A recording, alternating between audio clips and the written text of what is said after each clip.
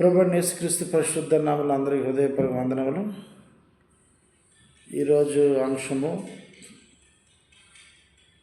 వాస్తవమైన జీవితము. ఏంటి వాస్తవమైన జీవితము అని ఆలోచన చేస్తే,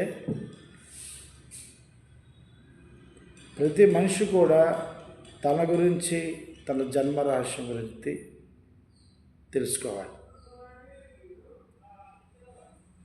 ప్రతి మనిషి కూడా ముందుగా ఒక 4 ప్రశ్నలు వేసుకోవాలి. మొదటగా నేను ఎవరిని, నేను ఎక్కడి నుండి వచ్చాను, ఈ లోకంలో ఎందుకున్నాను, తిరిగి ఏ లోకానికి వెళ్తున్నాను అని 4 ప్రశ్నలకు సరైన సమాధానం చెప్పినటువంటి ఏకైక గ్రంథము దేవుని గ్రంథం. ఆదికాండము 1:26 దేవుడు మన స్వరూపమందు మన పోలిక చెప్పులను చేతులు. దైవం నిర్ణయించుకున్నాడు, నేను నరులను చేస్తాను. ఎవరి పోలికలో? దేవుని పోలికలో. దేవుని పోలిక ఏంటి? ఆత్మ, అదృశ్యుడు. మనలో ఉన్న ఆత్మ మన దేహంలో నివాసం చేస్తుంది, కానీ ఆత్మ మన కనులు కనబడదు. లోపల ఉన్న ఆత్మ మన శరీరాన్ని కదలికలు చేయిస్తుంది. ఆత్మ దేవుని పనిని మన ద్వారా చేయిస్తుంది. ఆదికాండము 1:27 దేవుడు తన స్వరూపమందు నరులను సృజించెను, దేవుని స్వరూపమందు వారిని సృజించెను, స్త్రీని గాను పురుషుని గాను వారిని సృజించను. ఈ భూమి మీద కేవలము మానవుడు మాత్రమే దేవుని పోలికలు సృష్టింపబడినాడు. మిగతా జీవరాశులు కానీ, చలచరములు కానీ, ఆకాశంలో ఎగురు పక్షాదులు కానీ, 4 కాళ్ళ జంతువులు కానీ దేవుని పోలికలో సృష్టింపబడ్డాయి. అవన్నీ కూడా ఈ మన్ను మూలంగా సృష్టింపబడ్డాయి. మనము కూడాను మన దేహాలు మన్నుతో చేసినప్పుడు కూడా దేవుని పోలికలో ఉన్నటువంటి ఆత్మ ఏదైతే ఉందో, ఆత్మ అనే పోలికని, ఆ ఆత్మని ఆయన జీవవాయువు వదగా నరుడు జీవాత్మాయను అని ఉంటుంది. ఆదికాండము 2:7 దేవుడిని యెహోవా నేలమంటితో నరుడు నిర్మించి వాని నాసికాంధ్రంలో జీవవాయువును వదగా నరుడు జీవాత్మాయను అన్నాడు. శరీరం అనేది మన్నుతో చేశాడు, ఆత్మ అనేది తన పోలికలో చేశాడు. ఈ 2 కలయికే మానవుడు. ఇది ప్రాముఖ్యంగా తెలుసుకోవాలి. ఈరోజు మనిషి జన్మ రహస్యాన్ని ఏ మానవుడు కూడా తెలుసుకునే ప్రయత్నం చేయడం లేదు. వాడు ఆలోచన ఒకటే, ఒకరోజు పుట్టాం, ఒకరోజు చనిపోతాం అనే ఆలోచన ద్వారా ఉన్నారు తప్ప వాస్తవాలు తెలుసుకునే మానవుడు తన గురించి వాస్తవాలు తెలుసుకునే ప్రయత్నం చేయట్లేదు.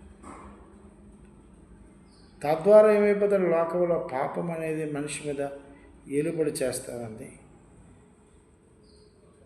మనిషికి దేవుడు ఆలోచన ఇచ్చాడు, మనిషికి దేవుడు వివేకం ఇచ్చాడు, జ్ఞానం ఇచ్చాడు, విచక్షణ ఇచ్చాడు, మంచి చెడ్డలను ఎరిగే స్వాతంత్రాన్ని ఇచ్చాడు. ఇవి జంతువులకి, పక్షులకి, జలచరములకు ఉండవు. అందుకే అంటారు పెద్దలకు, ఏమైనా మనిషి తప్పు చేస్తే నువ్వు మనిషివా పశువువా? ఎందుకన్నారు ఆ మాట అంటే, జంతువులకి విచక్షణ ఉండదు, జంతువులకి జ్ఞానం ఉండదు, జంతువులకు ఆలోచన ఉండదు. కాబట్టి అవి ఎలాగైనా చేస్తాయి, మనిషి అలా కాదు. మానవుడు దేవుని పోలికలో సృష్టింపబడినవాడు. వాడికి విచక్షణ ఉంది, మంచి ఏదో చెడేదో నిర్ణయించుకునే స్వాతంత్రం ఉంది, జ్ఞానం ఉంది, వివేకం ఉంది, ఆలోచన చేయగలడు. అలా మిగతా ప్రాణాలకి, మిగతా ఈ ప్రాణం ఉన్నటువంటి జీవులకి అవకాశం లేదు. ఎందుకు లేదు అని అంటే, అవి దేవుని పోలికలో సృష్టింపబడినవి కాదు. యాకోబు రాసిన పత్రిక 2వ అధ్యాయం 26వ వచనంలో ప్రాణము లేని శరీరం ఎలాగో మృతము, అలాగే క్రియలేని విశ్వాసం మృతం అన్నాడు. శరీరంలో ప్రాణం అనేది లేకపోతే మృతమవుతుంది. అలాగే ప్రాణం ఉంటేనే ఈ శరీరం అనేది కదలికలు జరుగుతాయి, మాట్లాడతాము, నడుస్తాము. కాబట్టి ప్రతి మనిషికి కూడాను ఈ ప్రాణం అనేది పోయే దినాలు వస్తాయి. కానీ మనిషి ఏం చేస్తున్నాడు అంటే, అంతరిక్షంలో ఏముంది? సూర్య కుటుంబము, సౌర కుటుంబం ఏముంది? అరణ్యంలో ఏముంది? సముద్రపు భూభాగంలో ఏముంది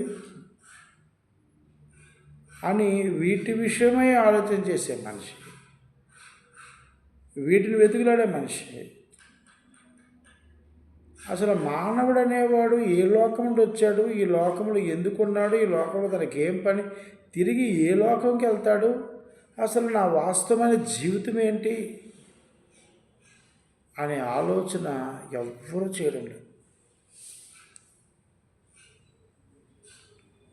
కాబట్టి ఏది వాస్తవమైన జీవితము, ఏది అవాస్తవమైన జీవితము గమనించాల్సిన అవసరము ఉన్నది. హెబ్రీయులకు రాసిన పత్రిక 9వ అధ్యాయం 27వ వచనం, మనుషులకు ఒక్కసారే మృతి పొందవలని నియమింపబడను, ఆ తరువాత తీర్పు జరిగింది. మానవులకి మరణం ఉంది అంటాడు దేవుడు. మనుషులు ఒక్కసారే మృతి పొందవలని అన్నాడు, నియమింపబడిన అన్నాడు. ప్రతి మానవుడి లోకంలో చనిపోవలసిందే. ఎందుకు చనిపోతున్నాడు?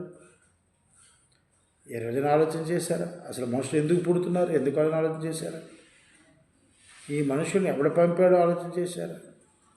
ఆ మనుషుల్ని తల్లి గర్భంలో ఎవడు రూపిస్తున్నాడని ఆలోచన చేశారా? ఆలోచన చేయరు, ఆలోచన చేయట్లేదు. కాబట్టి భూమి మీద బ్రతికిన ప్రతి మనిషి కూడా ఏదో ఒకరోజు చనిపోవలసిందే. మరణం అనేది ఆపే మనిషి భూమి మీద ఎవరు లేడు. కాబట్టి మరణము ఖచ్చితంగా మనిషిని సంభవిస్తుంది. ఈ మరణము సంభవిస్తుందని దేవుడు ఆదాము గారు కూడా తెలియజెప్పాడు. ఆదికాండం 3:19 చెప్తాడు, నువ్వు నన్ను మండుతో చేయబడినావు కాబట్టి తిరిగి మన్ను అయిపోదు అంటాడు. కాబట్టి కీర్తన గ్రంథము 90 అధ్యాయం 10 వచనంలో, మా ఆయుష్కాలము 70 సంవత్సరములు, అధిక బలమున్న ఎడల 80 సంవత్సరంలోను, అయినను వాటి వైభవము ఆయాసమే, దుఃఖమే, అది త్వరగా గతించును, మేము ఎగిరిపోదుము అన్నాడు. ఈ భూమి మీద ఎంత పెద్ద మనిషి అయినా, ఎంత పెద్ద అధికారి అయినా, ఎంత పెద్ద నాయకుడైనా సరే తాత్కాలిక జీవితమే గడపాలి. తర్వాత ఈ తాత్కాలికమైన భూమిని మనం విడిచిపెట్టి వెళ్ళిపోవాలి. అనగా ఈ భూమి నుండి ఇంకో భూమికి వెళ్తామన్నట్టు. అది వాస్తవమైన జీవితం. అది ఈ జీవితము వాస్తవమైనది కాదు. దేవుని పోలికలో సృష్టింపబడిన మానవుడు ఇది వాస్తవమైన జీవితం అని అనుకొని ఇక్కడ అబద్ధాలు ఆడుతూ, మోసాలు చేస్తూ, బెంకములాడుతూ, అసూయపరుడై, ధనాపేక్ష గలవాడై, పొరుగువాని భార్యను ఆశిస్తూ, పొరుగువాని భర్తను ఆశిస్తూ, నరహత్యలు చేస్తూ, అబద్ధాలు ఆడుతూ, బూతులు ఆడుతూ, సినిమాలు చూస్తూ, సినిమా హీరోలను దైవాలుగా భావిస్తూ, రాజకీయ నాయకుల దేవులుగా భావిస్తూ, నిజమైన దైవాన్ని మర్చిపోయి, సృష్టికర్తను మర్చిపోయి, మానవుడు తన జన్మరహస్యాన్ని మర్చిపోయి ఎందుకు ఈ లోకంలోకి వచ్చాడో ఎవరు ఈ లోకంలోకి ప్రవేశపెట్టారో, ఎవరు ఈ లోకంలో కొరకు బతకమన్నాడో, తిరిగి ఏ లోకము శాశ్వతమైన దాని సంగతి మనిషి మర్చిపోయాడు. ప్రసంగి గ్రంథం 3వ అధ్యాయం 19వ వచనంలో నరులకు సంభవించున్నది ఏదో అదే మృగములకును సంభవించును. వాటికిని కలిగి గతి ఒక్కటే. నరులు చచ్చునట్లు మృగములు చచ్చును. సకల జీవులకు ఒకటే ప్రాణం. మృగముల కంటే నరులకేమీ ఎక్కువ లేదు. సమస్తము వ్యర్థము. సమస్తమును ఒక్క స్థలమునకే పోవును. సమస్త మంటిలో నుండి పుట్టెను, సమస్తము మంటికే తిరిగిపోవును. ప్రసంగి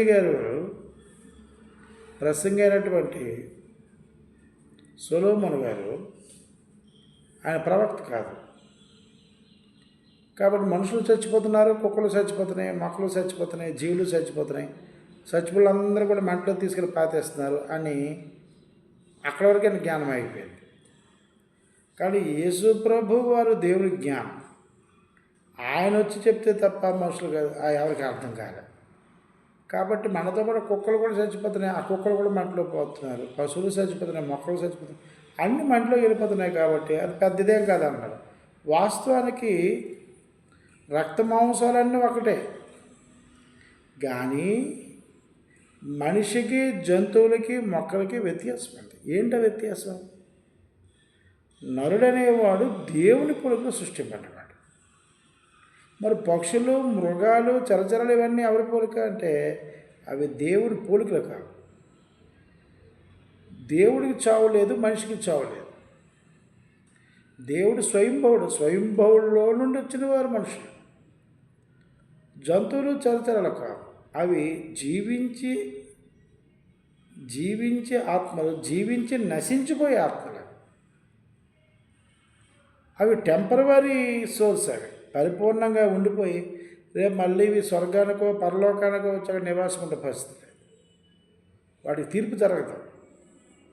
అవి మన కోసం, మనము తినడానికి, మనం అనుభవించడానికి, గుర్రాలంటే ఎక్కువ ట్రావెల్ చేయడానికి, ఈ ప్రకృతిలో జీవరాశి మనం భుజించాలి, మనకి ఇష్టమైన ఆహారం భుజించడానికి వాటిని ఇచ్చాడు తప్ప అవి దేని ఉపయోగంలో కావు.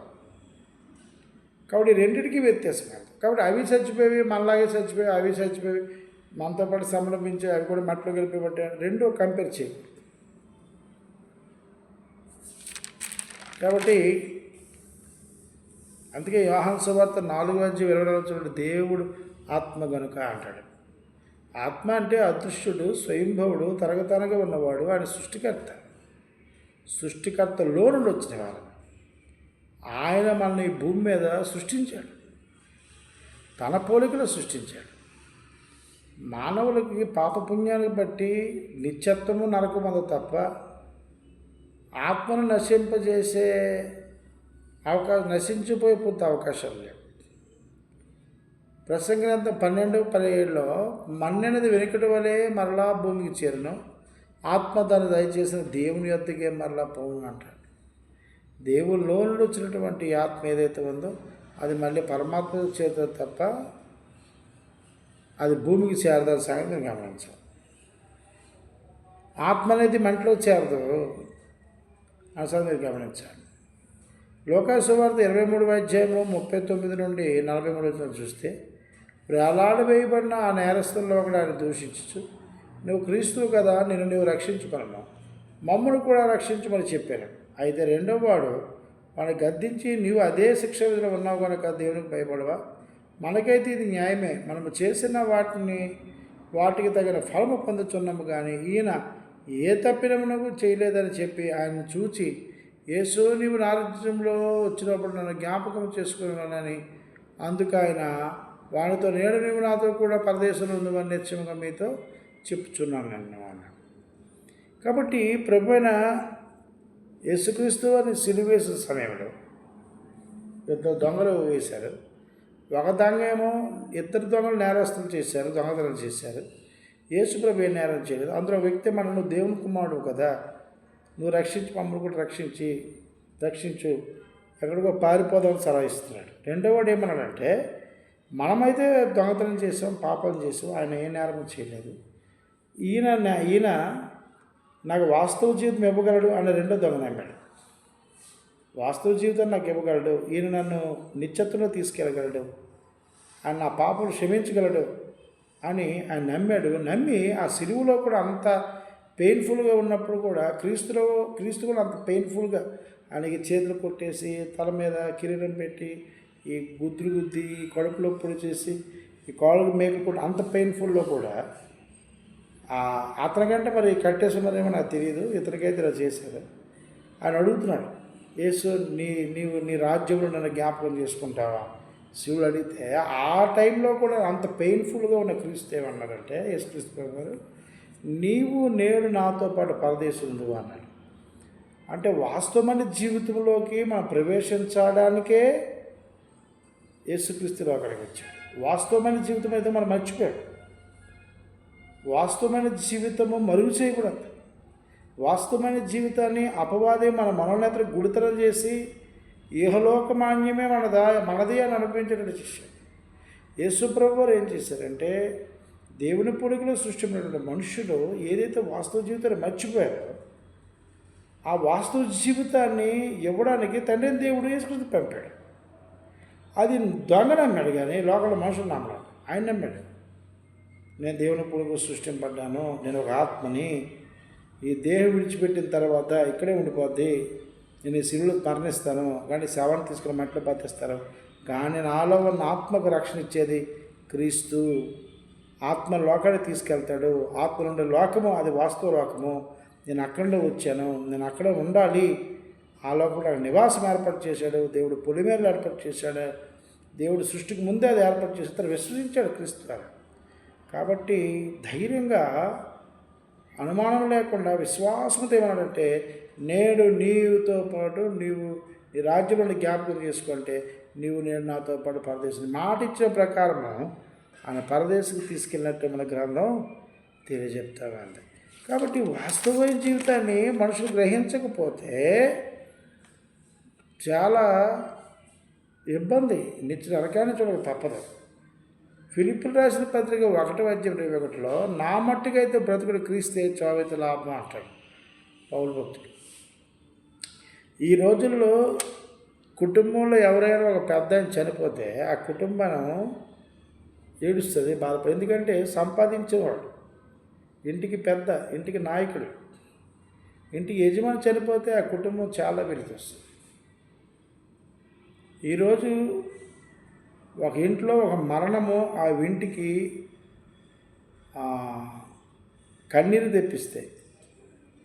యేసుక్రీస్తు యొక్క మరణము లోకానికి మంచేసింది. ఇంట్లో వ్యక్తి మరణిస్తే ఆ ఇల్లు కీడు, కానీ యేసుక్రీస్తు యొక్క మరణము లోకానికి మేలు. ఎందుకంటే ఆయన మరణించకపోతే మానవుడు పాపక్షమాపణ లేదు. ఆయన ఈ లోకాలకు రాకపోతే వాస్తవ జీవితం ఒకటి ఉందని తెలియజెప్పేవాడు లేడు. ఆయన ఈ లోకానికి రాకపోతే ఒక్కడే దేవుడు, ఆయన మీకు తండ్రి అవుతాడు, ఆయన పూలగా ఆత్మ, ఆయన ఆత్మతో సత్యంతో మనం ఆరాధించాలి అనే సందేశాన్ని చెప్పేవారు భూమి మీద ఎక్కడ కూడా లేరు. అందుకు ఈ విషయాన్ని తెలుసుకోండి. పౌలు ఏమనంటే, నా మట్టుకైతే బ్రతుకుడు క్రీస్తు, బ్రతికితేనే క్రీస్తు బతుకుతాను. ఒకళ్ళు అలాంటి చావుని మధ్యలో చనిపోయినా సరే అది క్రీస్తు నాకు లాభము. అంటే యేసు దేవుని కుమారుడని, ఆయన ద్వారా మాత్రమే నాకు మరొక జీవితం ఉందని, ఆ జీవితానికి మార్గదర్శి క్రీస్తుని నమ్మినవాడు లాభం పొందుకుంటాడు. ఫిలిప్పులు రాసిన పత్రిక 1:21 ఆయనను శరీరముతో నేను జీవించుటయే నాకున్న పనికి ఫలసాధకమని ఎడల నేనేమి కోరుకుందునో నాకు తోచలేదు. ఈ రెండింటి మధ్య ఇరుకుబడి ఉన్నాను. నేను వెడలిపోయి క్రీస్తుతో కూడా ఉండవలని నాకు ఆశ ఉన్నది, అది నాకు మరి మేలు. ఈ లోకము శాశ్వతము కాదు అని తెలుసుకున్నవాడు క్రీస్తుతో ఉండాలని కోరుకుంటాడు, క్రీస్తుతో బ్రతకాలని కోరుకుంటాడు, క్రీస్తుతో కలిసి దేవుని ఆరాధించాలని కోరుకుంటాడు, క్రీస్తుతో పనిచేయాలని కోరుకుంటాడు. అదే అంటాడు మొదటి దశకు రాసిన పత్రిక 4:13-14 సహోదరులారా, నిరీక్షణ లేని ఇతర వల్లే మీరు దుఃఖపడకుండా నిమిత్తం నిద్రించుచున్న వారిని ఇచ్చి మీకు తెలియకుండా మాకు ఇష్టం లేదు. యేసు మృతి పొంది తిరిగి లేచిన మనం నమ్మిన అదే ప్రకారం యేసును నిద్రించిన వారికి దేవుడు ఆయనను కూడా వెంట పెట్టుకుని వచ్చును అన్నాడు. అంటే లోకంలో నిరీక్షణ కలిగి జీవించాలి. అంటే చాలామంది ఏమనుకుంటారంటే ఒక మనిషి చనిపోతే జీవితం అయిపోయింది అనుకుంటారు. కాదు, అక్కడి నుండే మొదలవుతుంది వాస్తవంగా. నేను చాలా కొన్ని ఎవరైనా చనిపోతే దగ్గరికి వెళ్ళినప్పుడు ఎలా ఏమంటారంటే, చాలా కష్టాలు పడ్డాడు బాబు, చాలా కష్టాలు పడింది బాబు, చాలా ఇబ్బంది పడ్డాడు, దేవుళ్ళు మంచి చావు వచ్చింది అనుకుంటాడు. కాదండి, మరణించిన తర్వాతే నీ జీవితం ప్రారంభమవుతుంది. దేవుడు అడుగుతాడు, ఈ లోకంలో సృష్టించింది నేను, ఎవరి కోసం బ్రతికావు, ఎలా బ్రతికావు, ఎంతమంది కీడు చేసావు, వాస్తవమైన జీవితంలో నుండి తిరిగి ఆ వాస్తవమైన జీవితంకి వచ్చావా లేదా? ఇవన్నీ ప్రభువు తండ్రిని దేవుడు ఖచ్చితంగా అడుగుతారు. కాబట్టి క్రైస్తవుడనే కాదు, లోకంలో ప్రతి మనిషి కూడా నేను ఎక్కడి నుంచి వచ్చాను, లోకంలో ఎందుకు ఉన్నాను, తిరిగి ఏ లోకంలోకి వెళ్తున్నానని సత్యాన్ని గ్రహించవలసిన పని ఉంది. ఈరోజు సత్యాన్ని గ్రహించకపోవడం వల్ల, వాస్తవాలు తెలియకపోవడం వల్ల, అసలు ఎవరు సృష్టించారో, ఎందుకు సృష్టించారో, ఏ లోకానికి వచ్చానో, ఎవరి కోసం బ్రతకాలో తెలియకపోవడం వల్ల మానవులందరూ కూడా మేము ఎలాగోలా పుట్టాము, మాకు ఏం చేసినా చెల్లుతుంది, దేవుడు మమ్మల్ని అడగడు అనే ఒక తప్పుడు అభిప్రాయంలో కలిగి ఉన్నారు. దయించి మీరు తెలుసుకోండి, నేర్చుకోండి, వాస్తవమైన జీవితంలో రండి. ఇది వాస్తవమైన జీవితం మనది కాదు, మనం గడిపేది. మన వాస్తవమైన జీవితం ఈ శరీరాన్ని విడిచిపెట్టిన తర్వాత ఉంది. అది ఇవ్వడానికే ప్రభు యేసుక్రీస్తు ప్రభువారు వచ్చారు. ఆయన బోధనలు వినండి, క్రీస్తు తండ్రి దేవుడు క్రీస్తు ద్వారా మాట్లాడిన ప్రతి మాటని గైకొనండి, పరిపూర్ణ విశ్వాసంలో కొనసాగండి. ఈ వీడియో నచ్చితే లైక్ చేయండి, షేర్ చేయండి, కామెంట్ చేయండి. మీ అందరికీ మా హృదయపూర్వకమైనటువంటి వందనాలు.